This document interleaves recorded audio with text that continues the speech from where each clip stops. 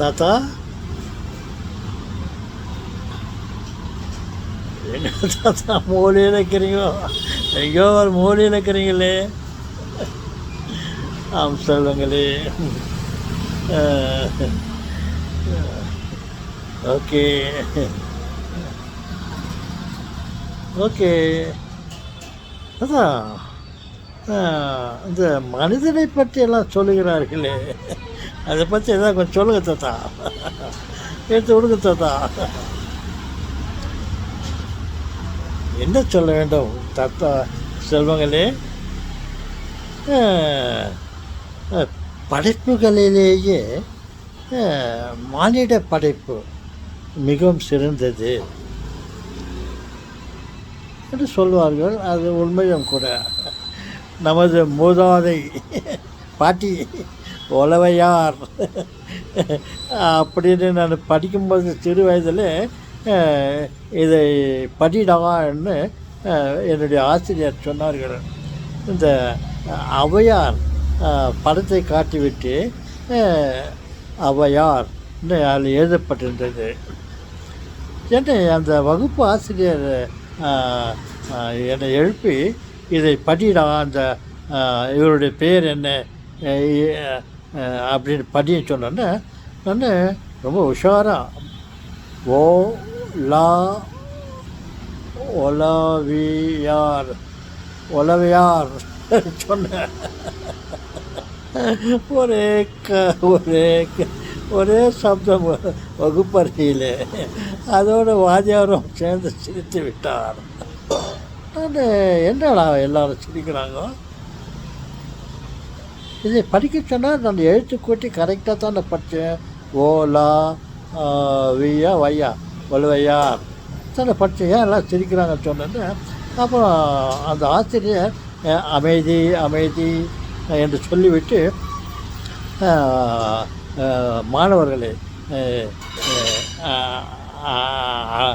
அடக்கிவிட்டு என்னிடம் சொன்னார், தம்பி நீ இப்போ இந்த ஔவையார் என்று படிப்பதற்கு உளவையார் என்று படித்தப்பா, அதனால தான் எல்லாம் சிரிக்கிறாங்க. நானும் அவங்களோடு சேர்ந்து சிரிச்சுட்டு, அவங்க பேர் உளவையார் இல்லை, ஔவையார். இந்த ஓ ஒரு லா வை யார் அதனாக்கா அது அந்த அந்த ரெண்டு எழுத்தை ஒன்றாக சேர்த்து அவு சொல்லி ஔவையார்னு சொல்லணும். நீ உளவையார்னு சொன்ன சொல்லிவிட்டு சரி என்னை திருத்தினார். இப்படி இல்லை, நீ ஔவையார்னு படிக்கணும்னு சொன்னாங்க. அந்த மாதிரி இந்த மனித படைப்புகளிலேயே சிறந்த படைப்பு மனித படைப்பு என்பதை அந்த ஔவையாரும் சொன்னார்கள். எதுவாக பிறந்தாலும் மானிடராக பிறப்பது அரிது என்று சொன்னார்கள். ஏன் சொன்னார்கள் என்றால் அவர்களுக்கு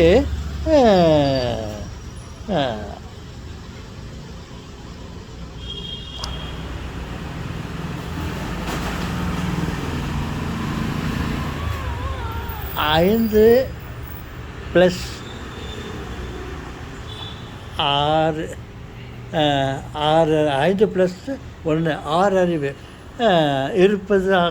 இருப்பதனால் அந்த மானிட பிறந்தது பற்றி அவர்கள் குறிப்பிட்டிருந்தார்கள். ஆனால் 6வது அறிவு கொடுத்த கூட இந்த மானிடர்கள் பகுத்தறிவோடு சில சமயங்களில் நடந்து கொள்ளாமல் இருக்கிறார்கள். இந்த 6 அறிவு இருந்தும்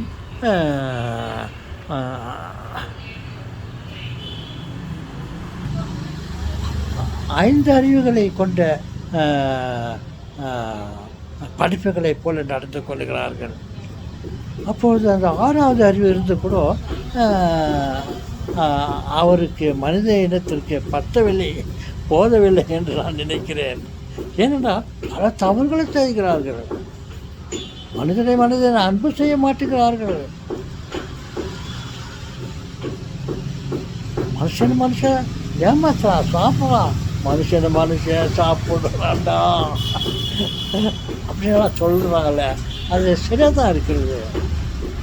ஒருத்தர் சண்டை போட்டுக்கிறான்ப்பா, ஒருத்தர் ஏமாத்துறான்.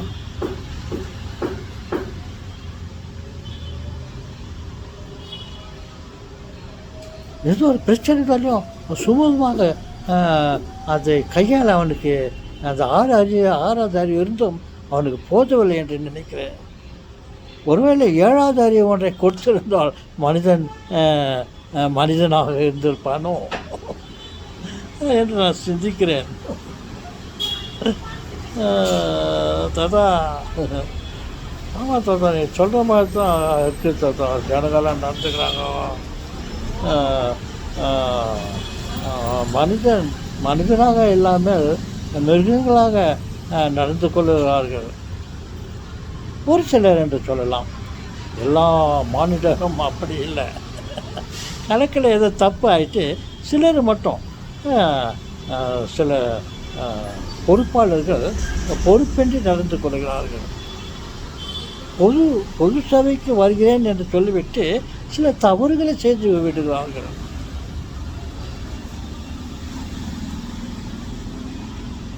ஒருவேளை அவர்களுக்கு 7வது அறிவு இருந்தால் எல்லாமே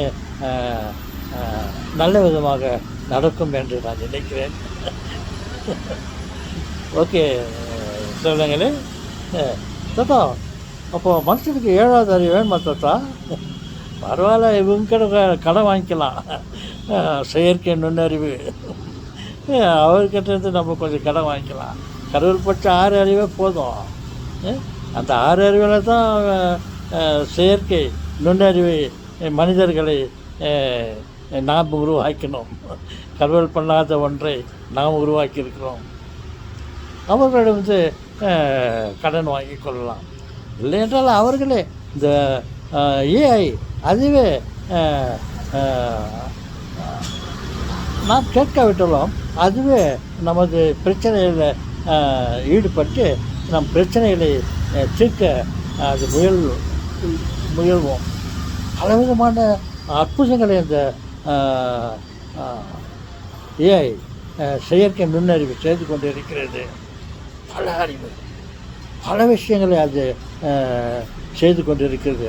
நாம் எல்லாம் அதெல்லாம் நிஜ வாழ்வில் நடந்து கொண்டா இருக்கிறதா என்று பார்த்தால் அங்கே ஏஐ செயல்பட்டு கொண்டிருக்கிறது.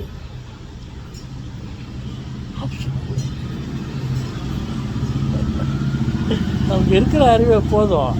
அந்த அறிவை வச்சுக்கின்னு இந்த செயற்கை நுண்ணறிவு கிட்டேருந்து நாம் கொடுத்தல் வாங்கல் என்ற முறையில் அந்த அறிவை பயன்படுத்தி கொள்ளலாம். ஓ தாத்தா, செயற்கை நுண்ணறிவு இருக்குதுல்ல? ஆம் சொல்கிறாங்களே, நமக்கு பக்கபலமாக நமக்கு துணையாக இருக்க பாருங்கள். கூகுள் மற்ற எத்தனையோ விஷயங்கள் எல்லாம் அதை அடிப்படையாக கொண்டு தான் செயல்பட்டு கொண்டு இருக்கிறது. உங்களுக்கு என்ன வேண்டும்? கூகுள் கிட்ட கேளுங்க, அது உடனே நம் தேவைகளை பூர்த்தி செய்யும். ஜிபிடி இதில் கொஞ்சம் சாட் ஜிபிடி இதுக்கிட்ட கொஞ்சம் கேட்டாக்கா அது ரொம்ப நமக்கு தேவையான உதவிகளெல்லாம் செய்ய இருக்கிறது. அதனால் நமக்கு 6 அறிவே போதும், அவைகளையே பயன்படுத்திக் கொள்ளலாம். 7வது அறிவை கொடுத்தா அப்புறம் 8வது அறிவை வேணுமான நிலைமை வரும். 6 கிடைச்சதை வச்சுக்கின்னு சந்தோஷமாக இருக்கிறோம். ஓகே சொல்லுங்களே. அங்கே எதோ எனக்கு ஒரு கால் இருக்கிறது, இதை முடித்து விட்டு அது மேலே என் கையை வைக்கிறேன். ஓகே.